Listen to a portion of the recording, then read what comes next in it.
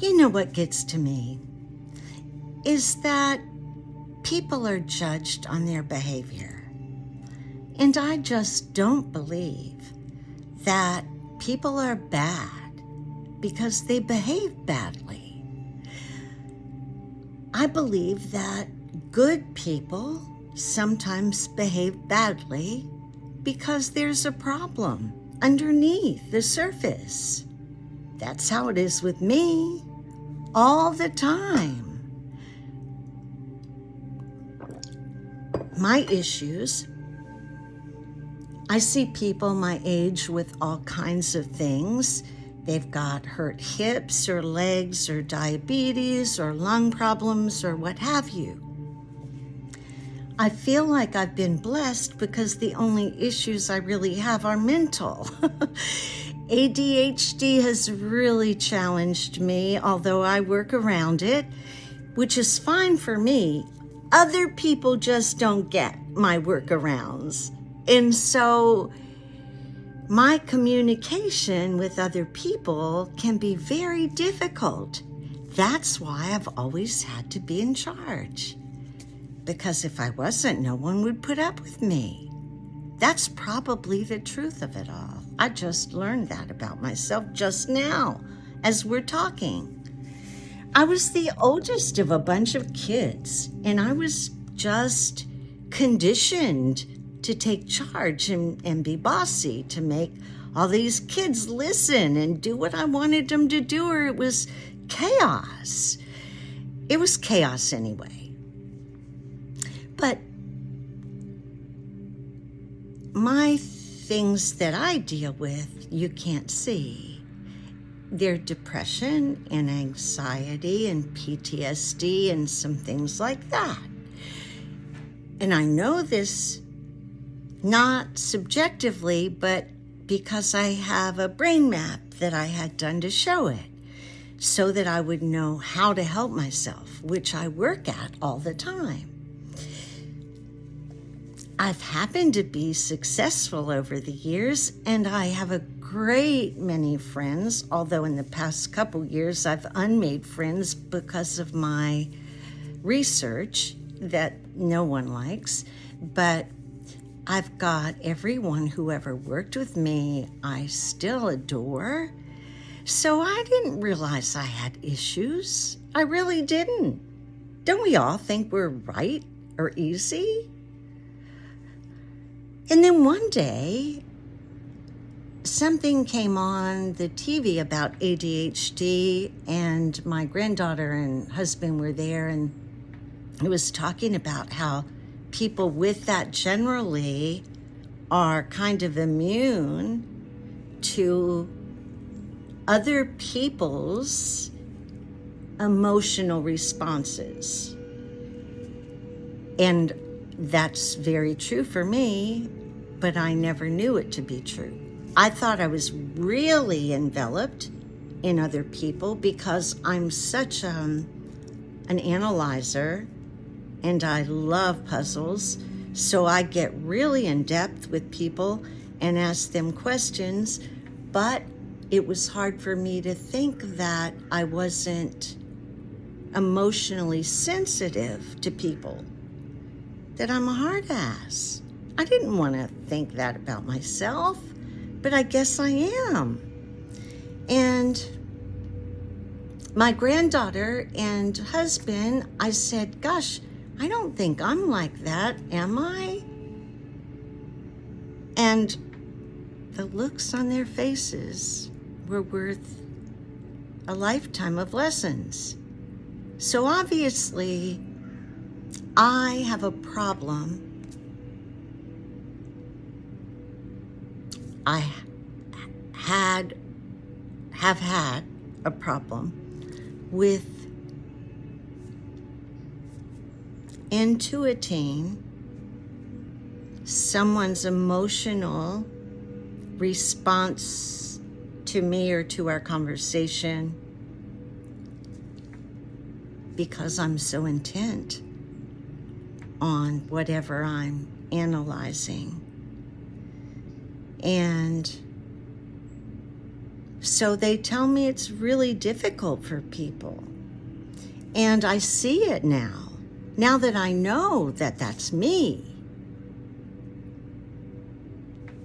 I didn't know I didn't want to be like that. My behavior wasn't because I was a bad person. I've had people tell me that, I've thought this whole narcissism thing that you read about, and it never has registered with me. And then one day I thought, well, maybe I'm one and that's why.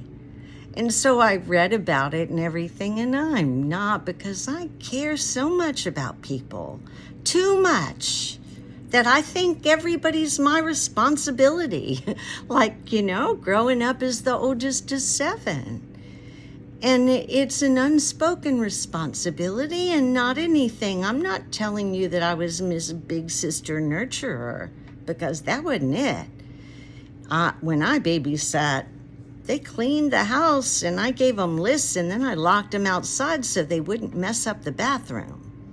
So I know who I am in some areas, but I don't think we know who we are. And we've never been taught to study ourselves and to ask questions about ourselves. And I've never been given any input from my family other than I'm a butt, But recently, when I've had these bouts with depression, I've gone off on some people. And there are lots of really good reasons. If I went to a therapist, they would tell you that obviously, what else am I going to do with the information? I've got to go off or let it out or do something with it. But what about the people that are on the receiving end?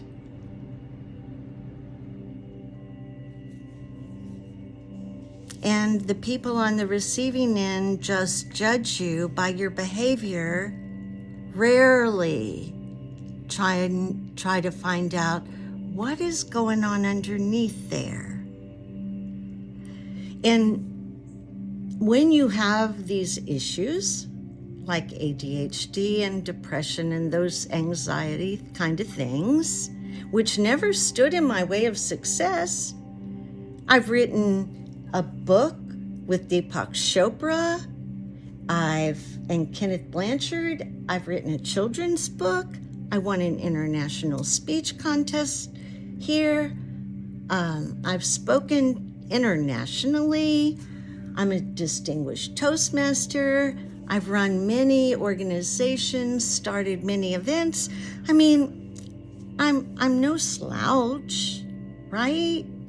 Because I worked hard. But maybe I ran over people. I don't know. I know that I worked for doctors and lawyers the majority of my life, and I've made several of them cry. I didn't think a thing about it. Just that I'm doing my job. And when I'm doing my job, I don't let anything get in my way. I remember when my first husband took his own life, and my son and I weren't living with him.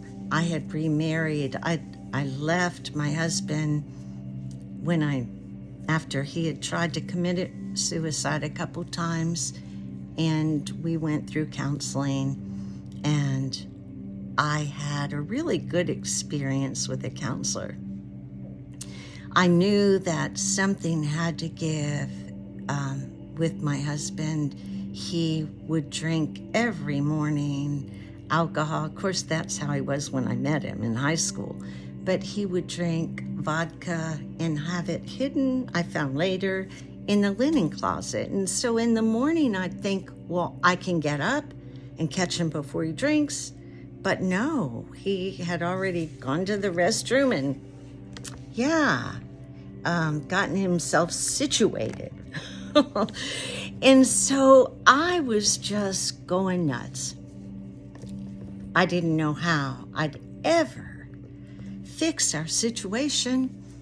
And I knew he had a problem and came from a long line of that problem. Alcoholics way back, and me too. So I gave him an ultimatum that we would go to Gateway to counseling, and he would do the anti-abuse, or that's what they had at that time, and it would make you physically sick if you drank while you were taking it. And I think they made you take the anti-abuse while you were there or whatever. So I would get up. I needed counseling help, and the counselor there said, when can you come? And I went, I don't know. The only time I could come is like 5:30 in the morning before work. And she went, okay, I'll do it. And so I went at least once a week, at first more probably. And one day I went in and my husband was drinking even with the anti-abuse. And so it was like, I realized that I wasn't, we weren't getting anywhere. So I told the counselor, I'm going to leave him. And she said, why? And I said, well, he'll never get better with me.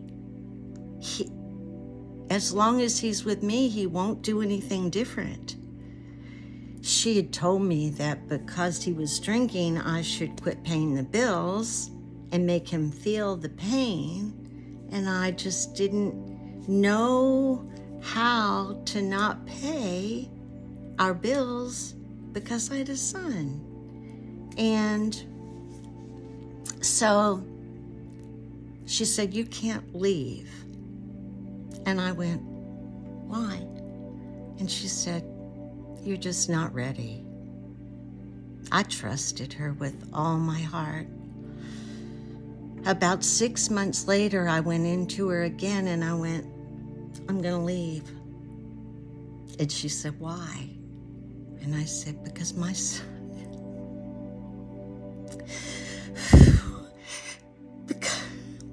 because my son and I deserve a better life. And she said, yeah, it's time for you to leave. And I did. And it was tough. Really tough. I loved him with all my heart. Still do. He's my first sweetheart.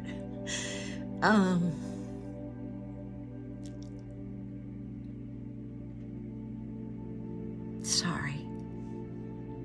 I'm going to say I'm going to edit this out, but I won't because I hate editing. My point was that one day my son was really upset and came home smoking pot or whatever it was. I knew he was drinking or something, and he started crying and said that his dad had taken his life because he wasn't good enough to live for. And I just didn't know what to say. You know, those times when you're a mom and there's no answer. And God just put it in my heart and said, you know, like today, when you're either drinking or you're smoking, are you doing that to hurt me? And he said, no, I'm doing it because I'm hurting. And I said, yeah, that's why your dad did it too. When we hurt, our behavior isn't right. And so we need help. Each of us need help. We need people. We need each other. We need to tell our stories. We need to listen. We need to heal. And we need to share. Because it's only the stories that have kept me going through my life. Stories of people who made it when they didn't want to or think they were worth it. People like Viktor Frankl, in the concentration camps. You've got to read that book if you haven't. It's called Man's Search for Meaning. And it's about a doctor that was in concentration camp and the torturing he went through, but he never gave in to be less of a person than he wanted to be. He said that they could take everything from him, but his ability to act with integrity, his ability to choose the way he saw things. I just felt like I wanted to share that today about behavior. When I act badly, I'm not feeling well. And I need to do better, to see, not to react when someone acts badly, but to listen and to consider that maybe things are going on that I don't know about. Life lessons. I don't know if we ever graduate stuff like this. I just thought I'd share in case someone was there.